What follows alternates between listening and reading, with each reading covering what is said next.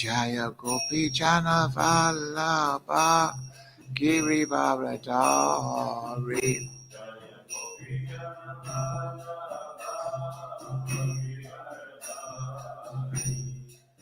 Yasodanandana Braja Jana Ranjana Yasodanandana Braja Jana Ranjana Yamuna Tira Vanachari Yamuna Tira Vanachari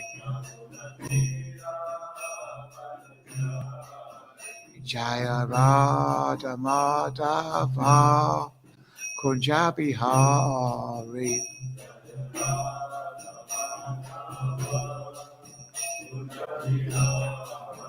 Jaya Gopi Jana Vallabha Girivardhari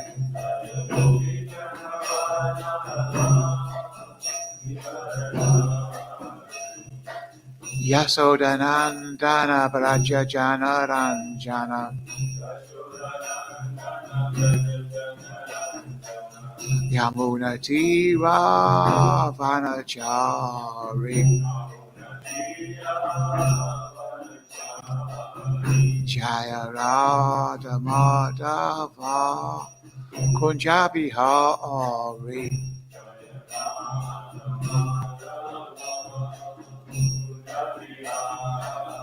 Jaya Gopi Jana Vallabha Girivardhari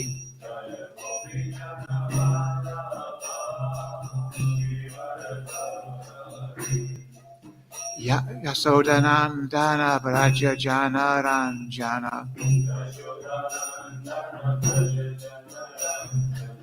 Yamuna Tira Vanachari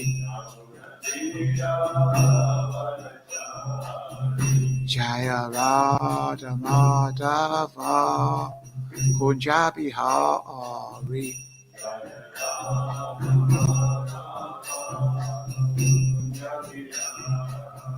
Jaya Radha Madhava Kunjabihari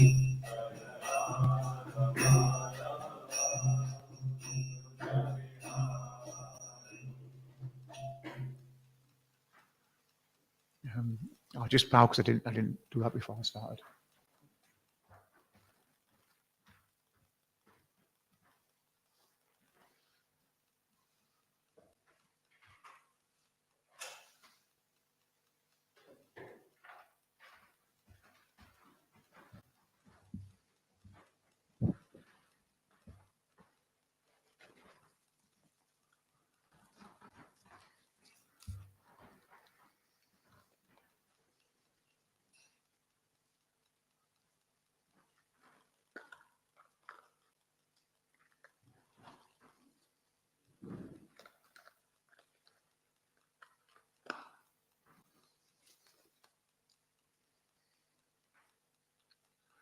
Om Namo Bhagavate Vasudevaya. Om Namo Bhagavate Vasudevaya. Om Namo Bhagavate Vasudevaya. Reading from the Nectar of Devotion.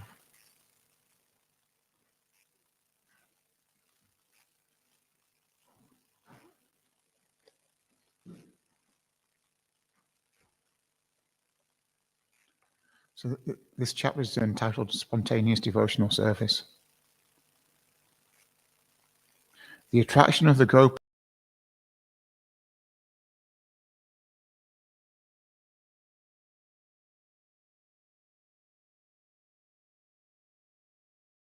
of Sisupala in envy are not accepted as devotional service, however, because their attitudes are not favorable. Devotional service should be executed only in a favorable frame of mind. Therefore, according to Sri Arupa Goswami, such attractions are not considered to be in devotional service. Again, he analyzes the affection of the Yadus If it is on the platform of friendship, then it is spontaneous love. But if it is on the platform of regulative principles, then it is not. And only when affection comes to the platform of spontaneous love is it counted in the category of pure devotional service. There may be some difficulty in understanding that both the gopis and Kamsa achieve the same goal. So this point should be clearly understood, because the attitudes of Kamsa and Shishupal were different from that of the gopis. Although in all these cases the focus is on the Supreme Personality of Godhead, and all the devotees are elevated to the spiritual world, there is still a distinction between these two classes of souls. In the first canto of Srimad Bhagavatam, it is said that the absolute truth is one, and that he is manifested as impersonal Brahman, Paramatma, Supersoul, and Bhagavan, the Supreme Personality of Godhead. Here is a spiritual distinction. Although Brahman, Paramatma, and Bhagavan are the same and one absolute truth, devotees like Kamsa or Shishupal could attain only to the Brahman effulgence. They could not have realization of Paramatma or Bhagavan. That is the distinction.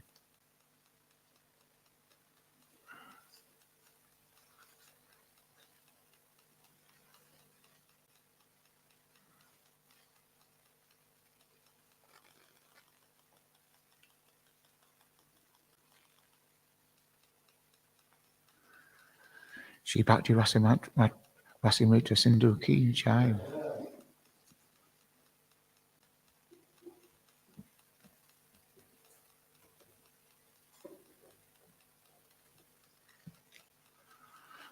Reading from Srimad Bhagavatam, 7th canto, 12th chapter, verse 15. Text 15. Agno Gurav Atmani Cha. Agno Gurav Atmani Cha. Agno Gurav Atmani Cha. Sarva Bhuteshvu Adokshijam. Sarva Bhuteshu Adokshijam. Sarva Bhuteshu Adokshijam. Bhute Swadamabi Pashyad. Bhute Swadamabi Pashyad. Shri Shikotnitai Maya Prasashaki. Bhute Swadamabi Pashyad. Apravistam Pravistatat. Apravistam Pravistatat.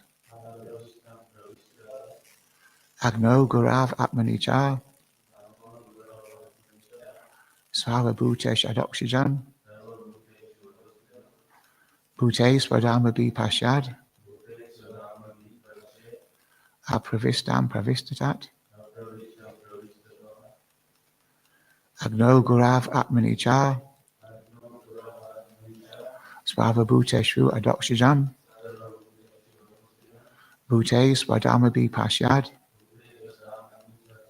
Apristatam Pravistavat. So if you could chant the verse now. Agno Gurav Avatmanicha. Swave Bhuteshu Adokshijam. Bhute Swadamabi Pashyad. Pravishtam Pravistavat. No Gurav Atmani Cha. Swave Bhuteshu Adokshijam. Teshushamati Pashyad. Pravishtam Pravistavat. Agno Gurav Atmani Cha. Swave Bhuteshu Adokshijam. Bhute Shamati Pashyad. Apravistam Pravistavat. So I'll go through the word for word now. Agno, in the fire. Guru, in the spiritual master, Atmani, in oneself, Cha, also, Swabhibhutashu, in every living entity, Adoxajam,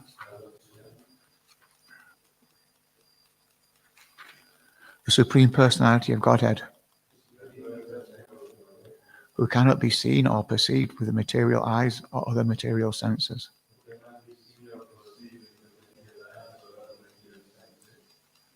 Bhute, with all living entities, Swadharma be, along with his lordship's paraphernalia. Pasyat, one should see, Apristavam, not entered. Pravistavat, also entered. So the translation and purport by His Divine Grace, A.C. Bhaktivedanta Swami Prabhupada Ki Jai. Translation: one should realize that in the fire, in the spiritual master, in oneself and in all living entities, in all circumstances and conditions, the Supreme Personality of Godhead, Vishnu, has simultaneously entered and not entered. He is situated externally and internally as the full controller of everything. So we'll go through it again. I'll read a little bit and then you read a bit that I've just read after me. So one should realize that in the fire, in the spiritual master, in oneself and in all living entities, in all circumstances and conditions, the Supreme Personality of Godhead, Vishnu, has simultaneously entered and not entered. He is situated externally and internally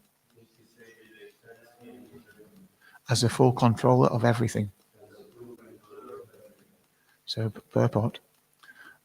Realization of the Supreme Personality of Godhead's omnipresence is a perfect realization of the absolute truth to be attained through the study of Vedic literatures. As stated in the Brahma Samhita 535, Adantara sta paramona chayantara stam. The Lord is situated within the universe, within the heart of every living entity, and also within the atom. We should understand that whenever the Supreme Personality of God is present, he is present with all his paraphernalia, including his name, form, associates, and servants.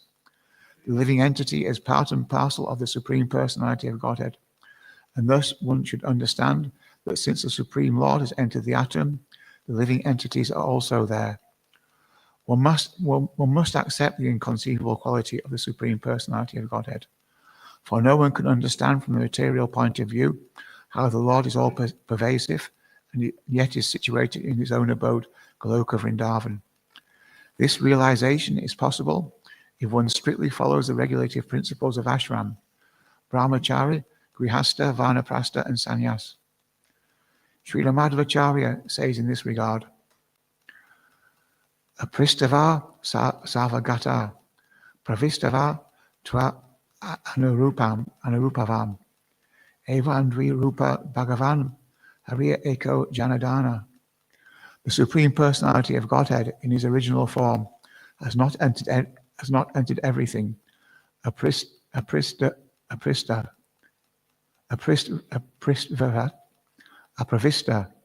but in his impersonal form he has entered, pravistaha. Thus he has entered and not entered simultaneously. This is also explained in Bhagavad Gita 9.4, wherein the Lord says, Maya tatam idam savam jagan avyakta tu motini mastani savabhutani dachaham twas avasta ita. By me in my unmanifested form, this entire universe is pervaded. All beings are in me, but I am not in them. The Lord can defy himself. Thus there is variety in unity. Ikatvam bahuvatvam. Ikatvam bahuvatvam. So, Omaganati Mirandasya Jana Jana Salakaya Chakshuram Militanyena Tasmai Shri Gurave Namaha. Jai Shri Krishna Chaitanya Pavanityananda Shri Advaita Gadara Shiva Sati Gaura Bhakta Vrinda.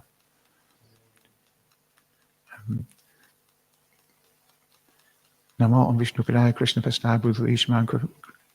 Namo Om Vishnu Padaya Krishna Pastai Bhutali Shriman Kripa Moya Das Mahojite Namane Jasta Sriyan Kaniska Say Dapsa Krishna Paranana Patag Janam Twam. Hare Krishna Krishna Krishna Hari Hari Hare Ram Ram Ram Hari Hari. So I made some notes, so I'll just read from it.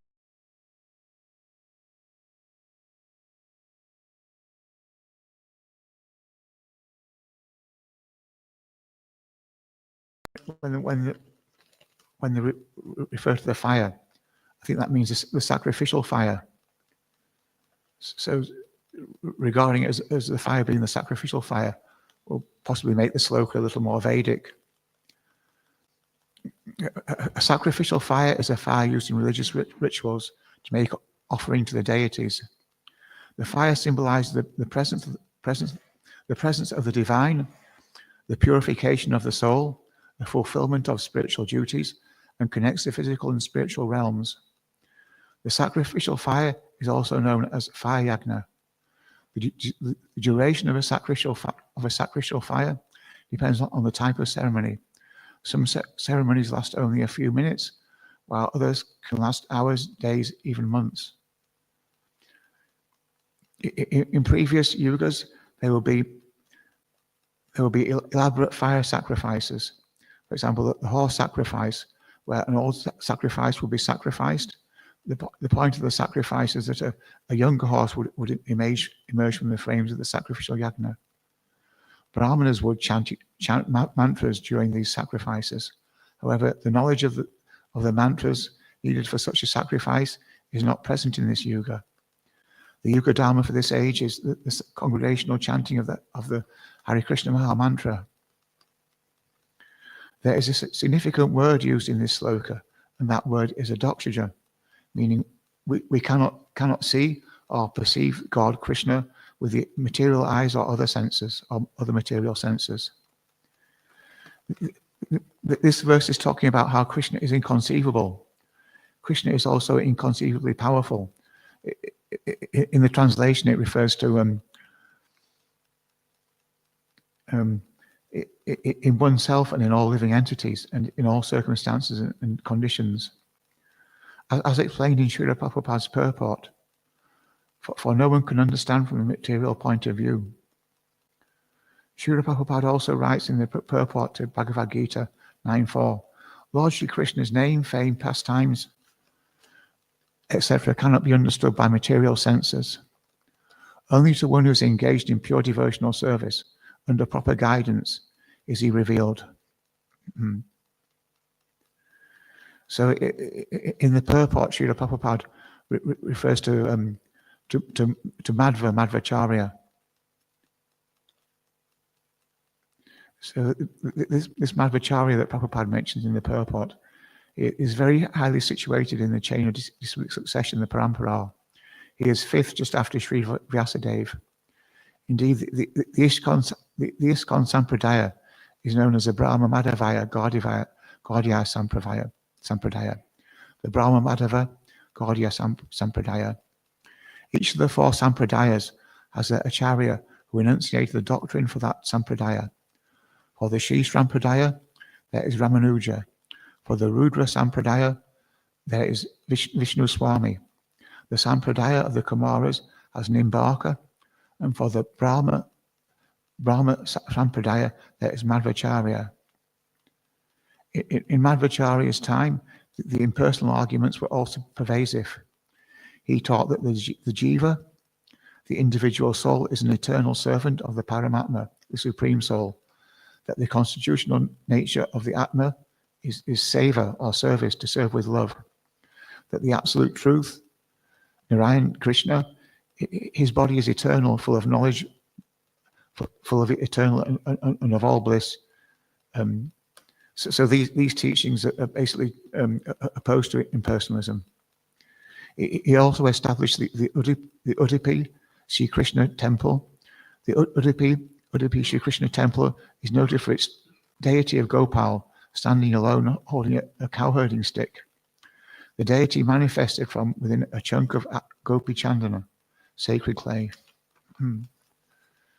So, Srila Prabhupada also states that as fire is never satisfied in its consumption of firewood, so a pure devotee of the Lord never hears enough about Krishna. So, Srila Prabhupada in his writings, he points to a very prominent defect of the conditioned soul, the desire to lord it over the laws of material nature. So I'm thinking perhaps we can see some of the desire of the conditioned soul to lord it over the laws of material nature in the cosmetic surgery industry, because in this present day there's great demands for the service of the cosmetic surgery industry, because people just aren't satisfied with the way that they look. However, not being satisfied with things as they are, with perhaps the way that you look to other people, it's basically a defect of the conditioned soul. It's someone who's enlightened in spiritualism will be satisfied with the way that he looks, because he'll think that God's made me this way, so it's the way that I am,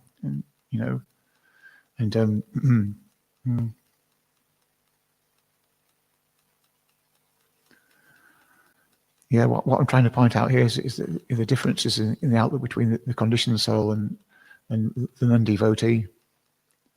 Now Srila Prabhupada also writes that those who have a poor fund of knowledge take all the credit for their success, instead of thanking the Lord.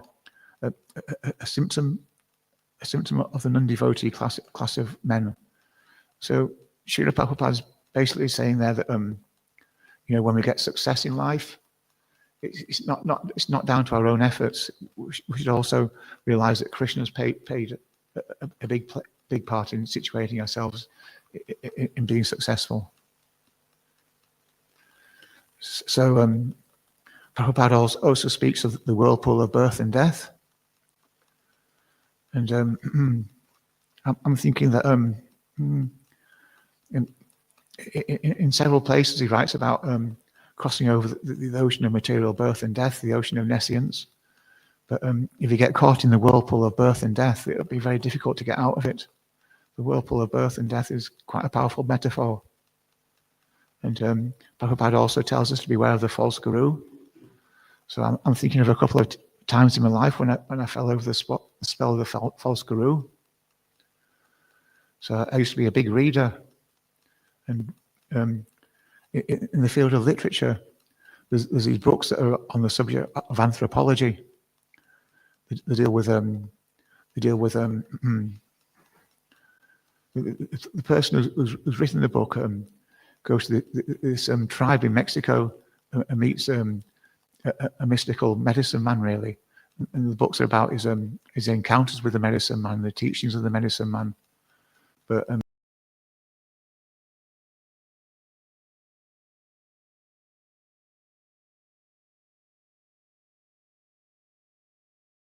this is really far out.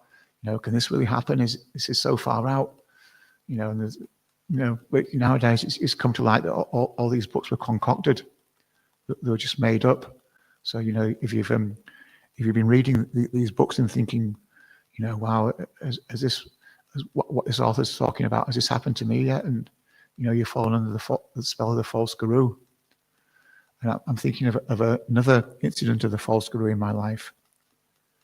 Because when I was younger, like I say, I used to read a lot, and there's these books about the wartime adventures of this soldier was serving in the German army, the Wehrmacht. And these books are wildly popular. You can find them in all bookshops, and they're sold many millions of copies. But his war record shows that he never served in a frontline regiment. So that it basically never served in the front line. So that, that all these books are concocted. So that if you're looking for the real deal, you definitely won't have found it in these books. And it's well known that there's four defects of the conditioned soul's knowledge. The conditioned soul is illusioned, he makes mistakes, he has a cheating mentality, and he suffers from imperfect senses.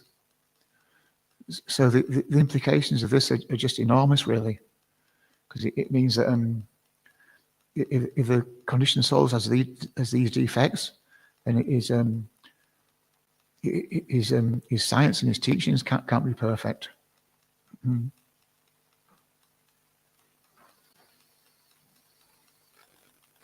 So there's in the Vedic tradition, Srila Prabhupada refers to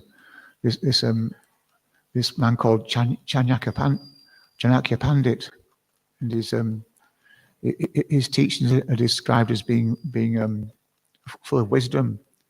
So when I do a class, I generally read out of one of Chanakya Pandit's little sayings. So this is Chanakya Pandit on time. Time is so valuable that if you pay millions of golden coins, you cannot get back even a moment. If you spoil such a valuable time without any profit, just imagine how much you're losing. So that's really profound teaching, really, saying that he's saying that even if you have millions of gold coins, you can't get a moment of your life back. And but more than that, he's saying that if you're spoiling your time, can you really pay the price that's required to spoil your time, to waste your time, really?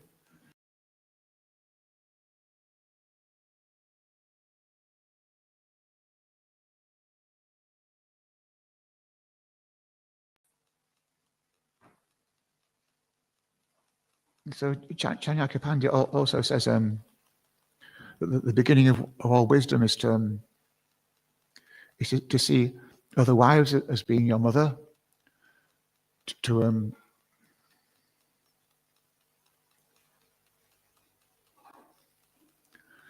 regard other people's possessions as being no better than rubbish thrown out in the street. Oh gosh, what's the other one? And to treat everybody as you would like to be treated by them.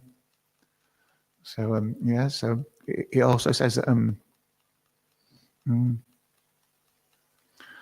where a rascal is not worshipped, where foodstuffs are kept very carefully, and where there is no quarrel between man and wife, there the goddess of fortune is always present.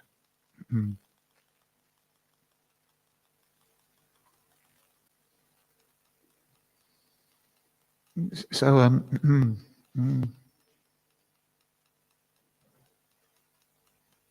so that's quite that's a powerful statement, really, saying that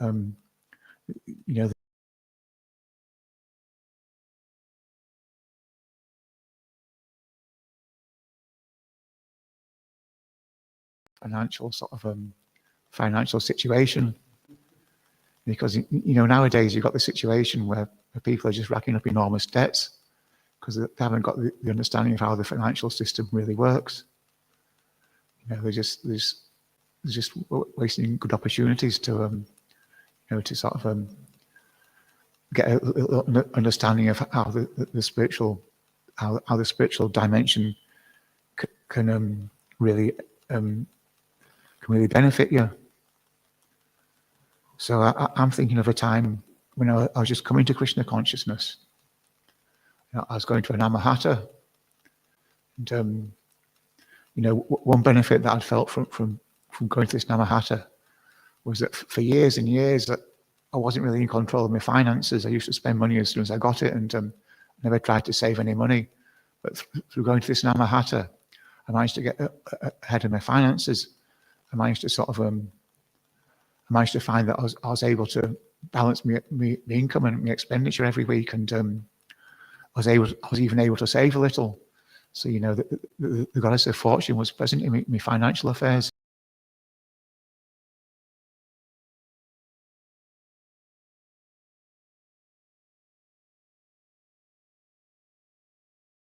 This time in my life, I had a friend, and at one time he qualified to be a barrister, but he got struck off because he got a criminal conviction.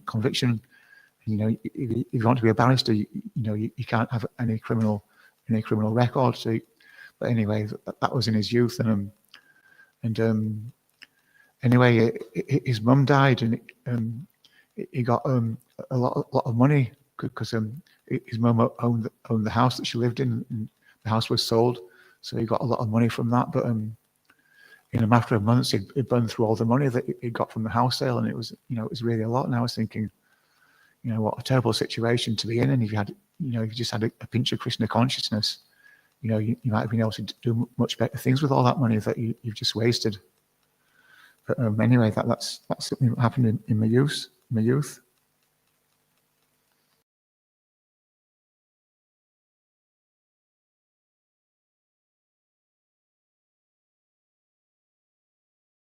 Called Northern Soul, and you know, in the Northern Soul cult, there's one thing that you know, you go along in say you're following the Northern Soul scene, you start to get interested in all these old records, and you know, it's a really big thing amongst the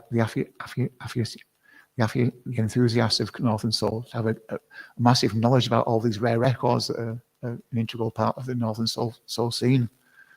But anyway, I was rescued from that by Krishna consciousness, and I was thinking, you know, it's just as well, because you know, in the final analysis, you know, all this knowledge about records, it's not as it's not going to do as much benefit as knowledge about Krishna, is it really?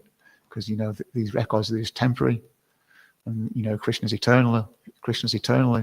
You know, he wants to help us. You know, if you take one step towards Krishna, he takes 10 steps towards you. So anyway, that was so there's a little sloka I can quote on that, and it goes Savapadi Vinamuktam Tapravena Nimalam Rishikena Rishikesh Savanam Bhakti Uchate.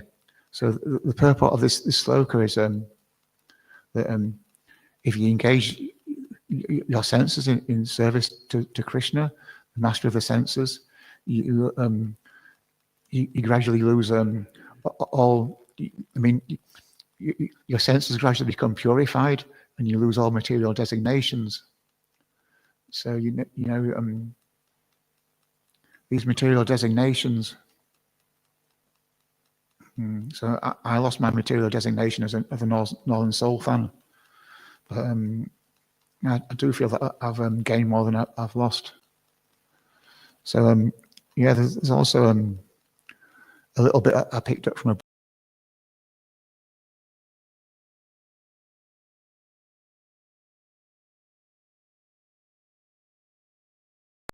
So this bit from the book that I read, it says, fame to an ordinary man is like a shooting star burning through the sky and burning to a crisp, a burning meteorite. But the great devotee is like a bright moon in the sky. Only the pure devotee of the Lord achieves everlasting fame. So, yeah, I thought that was quite a profound thing.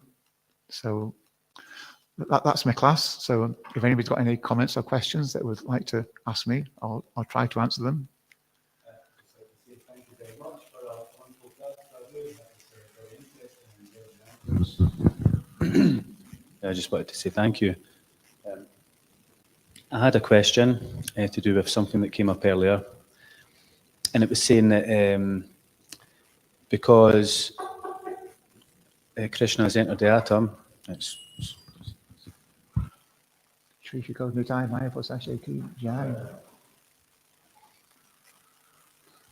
because Krishna has entered the atom, therefore the jiva is there also. I just wondered if you could clarify that. Is that trying to say that living beings are within the atomic particles, or you know, I'm not sure. Maybe I caught that wrong. So let's have a look. So it's as stated in the Brahma Samhita, the Lord is situated within the universe, within the heart of every living entity, and also within the atom.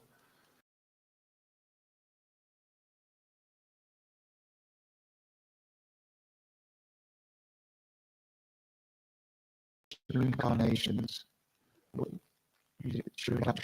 Vishnu. So yeah, that's something he does. He enters into every atom. So what was your question again? I believe it stated that because God is in the atom, the living being is there also. I think that's what it said. I may be mistaken. I just need a little clarity on that. So I think what it's saying is the Lord is situated within the universe, within the heart of every living entity. So it's in the heart as the super soul, the Paramatma, and also within the atom. So that would be as Shiva Dakshaya Vishnu, probably. Yeah, definitely, I think. Yeah. Sorry, I've got a huge amount of knowledge on these things. But yeah, but definitely within the heart is the Paramatma. Thank you, Brother.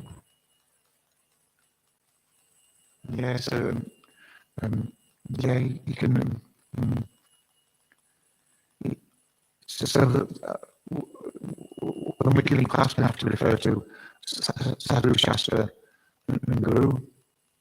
So these are like the three parameters by which we can express opinions. So if something's written in the Shastra, we can take it as being true. If something's mentioned by the Guru or is taught by the Guru, we can also take it as true. And by the Sadhu, we can also take it as true. So it's Sadhu, Shastra, and Guru.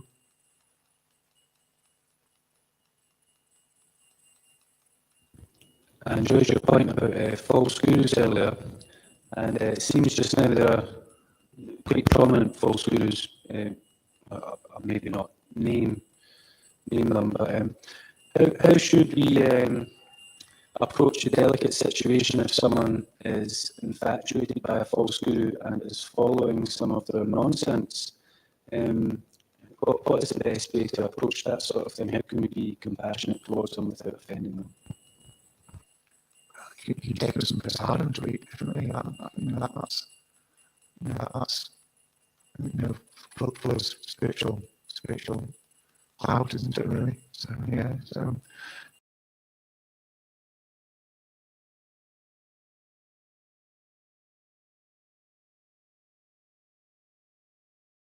one time, really. You just have to you just have to go softly, I think. Or you could say, well, we've got a place in Glasgow called Om Sweet Om. We have a like party night every Saturday. So if you'd like to come along to Om Sweet Om and have something to eat with us and see what the Krishna consciousness things really about, you can come along there. I mean, the stories about this. There used to be a skinhead, and every time that there was Harinam, he used to come up behind one of the devotees, the last devotee in the line, and kick them. The devotees got really fed up with the way he was behaving, and they said, "Well, just come to the temple one evening and try and see what we're about. Don't judge us before you know everything about us." So they invited him along to the temple, and he became a devotee, became a full-time devotee. So you can never tell. You can never really tell because you can never write somebody off totally. Of course, in the Bhagavad Gita, there's a sloka that says that there's 4 types of people who will never take to Krishna consciousness. And that's there, but at the same time, you can just say that, you can just, for example, if you've got loads of money and the person you're trying to convert hasn't got any money, you can sort of, you can spend a little bit of your money on trying to show them a better thing. Maybe make them a cup of herbal tea instead of caffeine tea. Just maybe take them a puri, with some halva in the middle and feed them that. So yeah, but yeah, you've got to go. you can't do it all in one go, but at the same time, you can be amazed by what you're achieving in that respect, because it's such a valuable thing as this Krishna consciousness. Without it, where would we be? We'd be totally lost.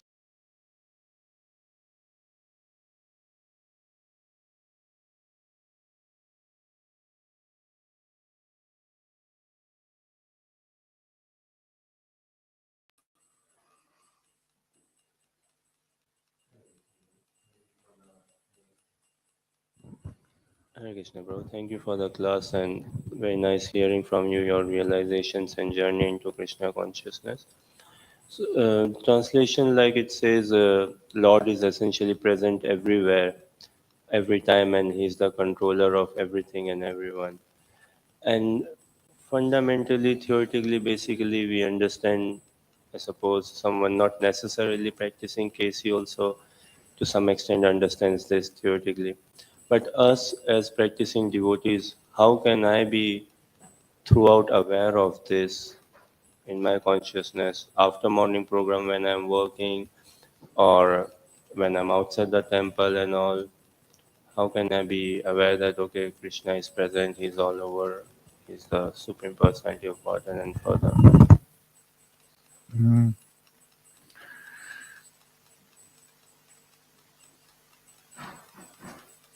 Yeah, you can be aware that say you're going for a walk, you can be aware that there's like well, there's not like there's everything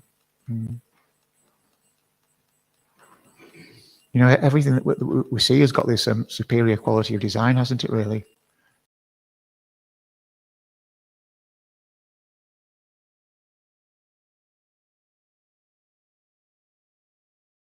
Just couldn't have managed to create such a thing. That's it's present everywhere, isn't it? Really, in nature. Even in the seasons, there's definitely a superior designer behind everything. Yeah. So yeah. You only have to have a little bit of knowledge, and it goes a long way in this Krishna consciousness. So just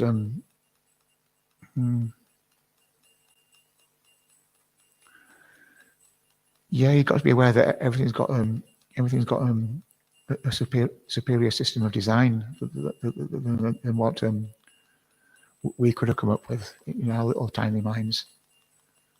How can you be aware? Well,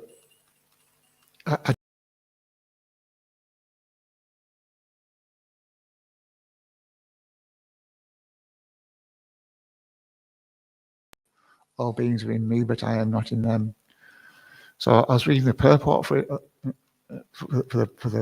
sloka from the Bhagavad Gita, and that's got that's got a lot of wisdom in it about that particular point of the point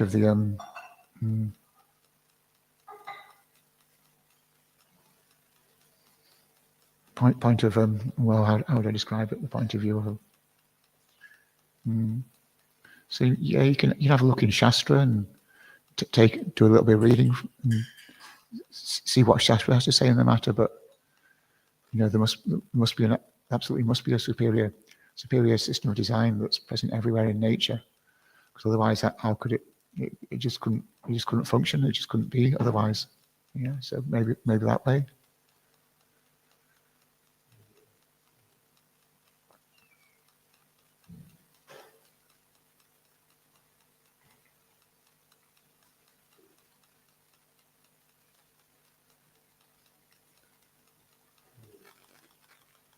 I mean, I can read a little bit about that from this purport of 4.9 if that's okay. So okay, so I'll try that then.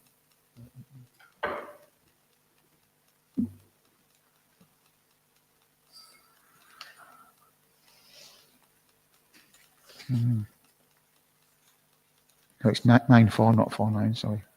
Oh, cracky. Oh gosh.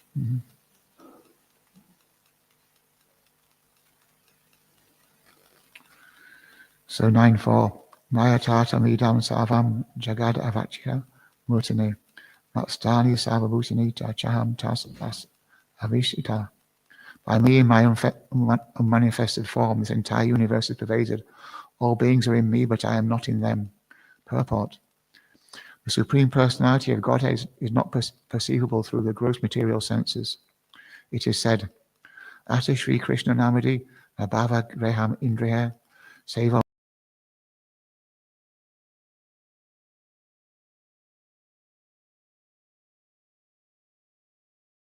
etc., cannot be understood by material senses. Only to one who is engaged in pure devotional service under proper guidance is he revealed. In the Brahma Samhita 538, it is stated, Premanjana Churita Bhakti Vilo Jainana Santa Sadeva Rideshe Vilakayante. One can see the Supreme Personality of Godhead, Govinda, always within himself and outside himself, if one has developed the transcendental loving attitude towards him. Thus, for people in general, he is not visible. Here it is said that although he is all-pervading, everywhere present, he is not conceivable by the material senses. This is indicated here by the word avyakta murtina. But actually, although we cannot see him, everything is resting in him. As we have discussed in the 7th chapter, the entire material cosmic manifestation is only a combination of his two different energies, the superior spiritual energy and the inferior material energy. Just as the sunshine is spread all over the universe, the energy of the Lord is spread all over the creation, and everything is resting in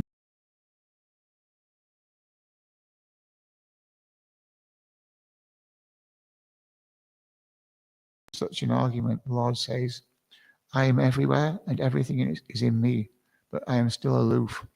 For example, a king heads a government, which is but the manifestation of the king's energy. The different governmental departments are nothing but the energies of the king, and each department is resting on the king's power.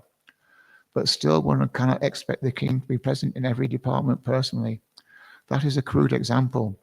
Similarly, all the manifestations that we see and everything that exists, both in this material world and in the spiritual world, are resting on the energy of the Supreme Personality of Godhead.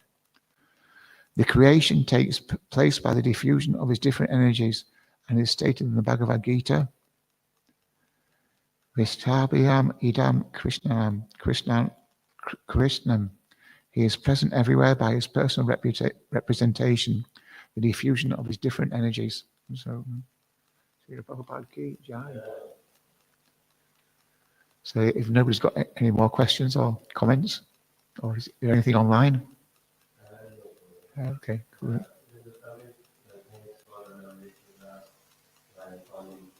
Oh, great, fantastic. Well,